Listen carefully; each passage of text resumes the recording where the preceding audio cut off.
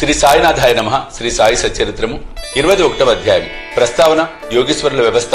VH Thakur, Anantha Rao Patankar. నవవిధ భక్తి, Pandaripuram pleader. ఈ అధ్యాయంలో హేమాడ్ పంత్, వినాయక హరిశ్చంద్ర ఠాకూర్, బిఏ అనంతరావు పాటంకర్ పండరిపురం ప్లీడర్ గురించిన కథలు చెప్పాను. ఈ కథలన్నీ ఆనందదాయకమైనవి. ఇవి సరిగా చదివి గ్రహించినచో ఆధ్యాత్మిక మార్గమునకు దారి చూపును. ప్రస్తావన. సామాన్యంగా మన గత జన్మ సముపార్జనం వలన మహాత్ముల సాంగత్యము భాగ్యము పొంది దాని వలన మేలు పొందదము. దీనికి ఉదాహరణంగా హేమాడ్ పంత్ తన సంగతినే చెప్పుచున్నాడు. బొంబాయి దగ్గర ఉన్న బాంద్రాకు ఇతడు చాలా కాలం మెజిస్ట్రేట్ గా ఉండెను. అక్కడ పీర్ మౌలానా అను మహమ్మదీయుడు మహాత్ముడు నివసించుచుండెను. అనేక మంది హిందువులు, పారసీకులు, ఇతర మతస్థులు పోయి వారిని దర్శించుచుండిరి. హేమాడ్ పంత్ పురోహితుడగు ఇనూస్ పీర్ మౌలానాను దర్శించుమని అనేక సార్లు హేమాడ్ పంత్కు చెప్పాను. కానీ ఏవో కారణాల చేత హేమాడ్ పంత్ ఆ మహాత్ముని దర్శించుకోలేకపోయాను. అనేక వత్సరముల తర్వాత అతని వంతు వచ్చెను. అతడు షిరిడీ పోయి సాయి దర్బార్లో శాశ్వత స్థానము పొందెను. దురదృష్టవంతులకు ఇట్టి మహాత్ముల సాంగత్యము లభించదు. కేవలం అదృష్టవంతులకే లభించును. యోగేశ్వరుల వ్యవస్థ. అత్యంత ప్రాచీన కాలం నుండి ప్రపంచమున యోగేశ్వరుల వ్యవస్థ ఉన్నది. అనేక మంది యోగులు అనేక చోట్ల అవతరించి వారికి విధింపబడిన పనులు నెరవేర్చెదరు. వారు అనేక చోట్ల పనిచేసినను అందరూ భగవంతుని ఆజ్ఞానుసారమే నెరవేర్చెదరు. కాన ఒకరు చేయనది ఇంకొకరికి తెలియను. ఒకరు చేసిన దానిని ఇంకొకరు పూర్తి చేసేదరు. దీనిని బోధించుటకు ఉదాహరణ ఇదిగో కలదు. విహెచ్ ఠాకూర్ వీరు రెవెన్యూ శాఖలో గుమాస్తాగా ఉండిరి. ఆయన ఒకానొకప్పుడు బెల్గాం సమీపంలోని వడగాం అని పట్టణమున ఒక సర్వే పార్టీతో వచ్చాను. అక్కడ అప్పాను కన్నడ యోగిని దర్శించి వారి పాదములకు నమస్కరించాను. ఆ యోగి నిశ్చల దాసు రచించిన విచారసాగరమను వేదాంత గ్రంథమును సభలో ఉన్న వారికి బోధించుచుండెను. ఠాగూర్ పోవునప్పుడు వారి సెలవు కోరగా వారిట్లు చెప్పిరి, ఈ పుస్తకంను నీవు చదవవలెను. నీవట్లు చేసినచో నీ కోరికలు నెరవేరును. ముందు ముందు నీ ఉద్యోగమునకు సంబంధించిన పని మీద ఉత్తర దిక్కుకు పోయినప్పుడు నీ అదృష్టవశమున నీకొక గొప్ప మహాత్ముని దర్శనం కలుగును. వారు నీ భవిష్యత్ మార్గమును చూపెదరు. నీ మనసుకు శాంతి ఆనందములను కలుగ చేసేదరు. ఆ తర్వాత ఠాకూర్ జున్నూరుకు బదిలీ అయ్యను. అచ్చట పోవుటకై నాన్హేఘాట్ లోయను దాటవలసి ఉండెను. ఈ లోయ మిక్కిలి లోతైనది. దానిని దాటుట చాలా కష్టం. దానిని దాటుటకు ఎనుబోతు తప్ప ఇతరమేది ఉపయోగించరు. కావున ఎనుబోతుపై లోయను దాటుతే అతనికి బాధ కలిగెను. అచ్చట నుండి కళ్యాణ్కు పెద్ద ఉద్యోగముపై బదిలీ అయ్యాను. అచ్చట నానాసాహెబ్ చందోర్కర్తో పరిచయం కలిగాను. ఆయన వలన సాయిబాబా గురించి అనేక సంగతులు తెలుసుకుని వారిని దర్శింప కాంక్షించాను. ఆ మరుసటి దినమే నానాసాహెబ్ షిరిడీ పోవుటకు నిశ్చయించుకున్నాను. కావున ఠాకూర్ను కూడా తనతో రమ్మని అడిగాను. ఠాకూర్ తనకు ఠానాలో సివిల్ కేసు ఉండుచే రాలేనని చెప్పాను. అందుచే నానాసాహెబ్ ఒక్కడే వెళ్లాను. ఠాకూర్ ఠానాకు వెళ్లాను. కానీ అతడు కేసులు వాయిదా పడిను. అతడు నానాసాహెబ్ వెంట షిరిడీకి వెళ్లకపోవడిచే మిక్కిలి పశ్చాత్తాప పడిను. అయినప్పటికీ షిరిడీ వెళ్లాను. అంతకు ముందు రోజే నానా షిరిడీ విడిచిపెట్టానని తెలిసాను. ఇతర స్నేహితులు కొందరు అక్కడ కలిసిరి. వారు ఠాకూర్ను బాబా వద్దకు తీసుకుని పోయిరి. అతడు బాబాను చూసి వారి పాదములకు నమస్కరించి మిక్కిలి సంతసించెను. అతని కండ్లు ఆనంద బాష్పములచే నిండెను. వడలు గగురు పొడిచెను. కొంతసేపటికి సర్వజ్ఞుడు బాబా ఇట్లనెను, ఇచ్చటి మార్గము అప్పా బోధించు నీతులంత సులభము కాదు. నాన్హేఘాట్ లో ఎనుబోతపైన సవారీ చేయుట కంటే కష్టము. ఈ ఆధ్యాత్మ మార్గము మిగుల కఠినమైనది. దీనికి కృషి ఎంతో అవసరము. ఠాకూర్ ఒక్కనికి అర్థమగు ఆ మాటలు వినగానే అతడు అమితానంద పరవశుడయ్యను. కన్నడ యోగి చెప్పిన మాటలు యథార్థములను గ్రహించెను. 2 చేతులు జోడించి బాబా పాదములపై శిరసు పెట్టి తనను స్వీకరించి ఆశీర్వదించవలనని ప్రార్థించెను. అప్పుడు బాబా ఇట్లనెను, అప్పా చెప్పినదంతయు నిజమే, కాని అవన్నీ అభ్యసించి ఆచరణలో పెట్టవలెను. ఊరికనే గ్రంథములు చదువుట వలన ప్రయోజనము లేదు. నీవు చదివిన విషయమును గూర్చి జాగ్రత్తగా విచారించి అర్థము చేసుకొని ఆచరణలో పెట్టవలెను. లేనిచో ప్రయోజనము లేదు. గురువు అనుగ్రహము లేని ఉత్త పుస్తక జ్ఞానము నిష్ప్రయోజనము.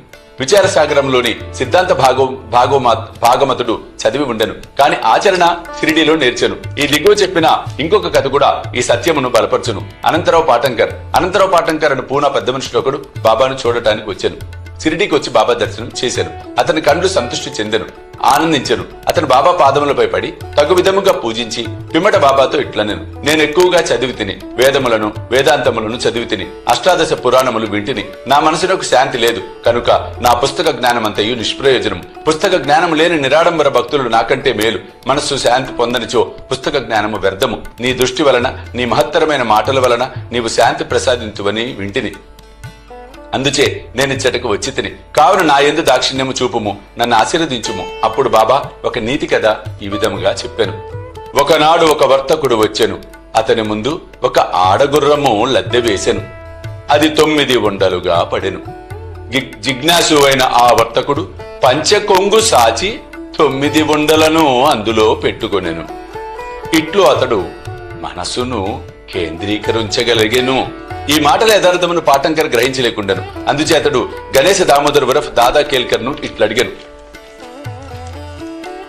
ఆ మాటలలో బాబా ఉద్దేశమేమి? కేల్కర్ ఇట్లు జవాబు చెప్పాను. నాకు కూడా బాబా చెప్పినదంతే తెలియదు, కానీ వారి ప్రేరణ ప్రకారం నాకు తోచినది నేను చెప్పేదను.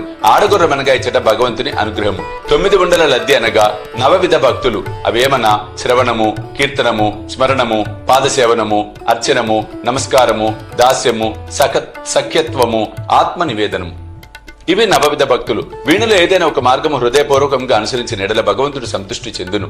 భక్తుని గృహమునందు ప్రత్యక్ష మగును. భక్తి లేని సాధనములన్నీ అనగా జపము, తపము, యోగము, ఆధ్యాత్మిక గ్రంథముల పారాయణము, వానిలోని సంగతులు ఇతరులకు బోధించుట మొదలగునవి నిష్ప్రయోజనము.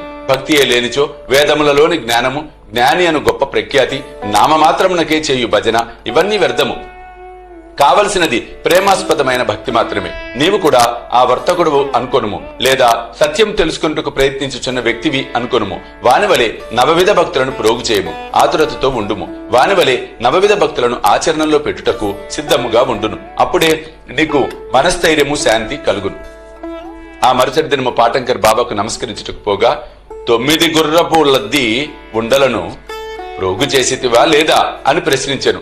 అతడు తాను నిస్సహాయుడునని, బాబా అనుగ్రహించే మాత్రమే వానిని సులభంగా ప్రోగు చేయవచ్చును అనెను. అప్పుడు బాబా శాంతి క్షేమములు కలుగునని ఆశీర్వదించెను. పాఠంకర్ అమితానంద భర్తుడయ్యను. పండరిపురం ప్లీడర్. ఈ చిన్న కథతో ఈ అధ్యాయము ముగించదము. ఈ కథ బాబా సర్వజ్ఞుడని తెలుపును. ప్రజలను సరైన మార్గమును పెట్టుటకు, వారి తప్పులను సవరించుటకు బాబా సర్వజ్ఞత్వమును ఉపయోగించుచుండెను. ఒకనాడు పండరిపురం నుండి ఒక ప్లీడర్ వచ్చెను. అతడు మసీదుకు పోయి సాయిబాబాను దర్శించెను. వారి పాదములకు నమస్కరించెను. అడగకుండానే దక్షిణ ఇచ్చాను. జరుగుచున్న సంభాషణలు వినుటకు ఒక మూల కూర్చుండెను. బాబా అతని వైపు ముఖం తిప్పిట్లనెను. ప్రజలెంత టక్కరులు, వారు పాదములపై పడెదరు, దక్షిణ ఇచ్చెదరు, కాని చాటుగా నిందించెదరు. ఇది చిత్రము గదా. ఆ మాటలు ప్లీడర్కు సూటిగా తగిలిను.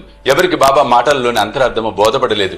ప్లీడర్ మాత్రము గ్రహించెను, కానీ అక్కడ ఏమీ మాట్లాడలేదు. వాడకపోయిన పిమ్మట ప్లీడర్ దీక్షితుతో ఇట్లనెను. బాబా చెప్పినదంతయు యథార్థమే. ఆ బాణము నాపై ప్రయోగించిరి, అది నా గుర్చియే. నేనెవరిని నిందించకూడదు, తృణీకరించరాదని బోధించుచున్నది. పండరిపురం సబ్ జడ్జి నూల్కర్ తన ఆరోగ్య అభివృద్ధి కొరకు సిరిడి వచ్చెను. ఇచ్చటనే మకాము చేశాను. ప్లీడర్ల విశ్రాంతి గదిలో దీని గురించి వివాదము జరిగాను. రోగముచే బాధపడుచున్న సబ్ జడ్జి ఔషధమును సేవించక షిరిడిపోయిన మాత్రమున బాగగుణ అని మాట్లాడుకొనిది. సబ్ జడ్జిని వ్యాఖ్య చేసిరి. సాయిబాబాను నిందించితిరి.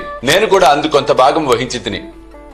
నేను చేసినది సమంజసం కాదని ఇప్పుడు సాయిబాబా నిరూపించెను. ఇది నాకు దూషణ కాదు, నాకు ఇది ఆశీర్వచనమే. ఇది నాకు ఉపదేశమే.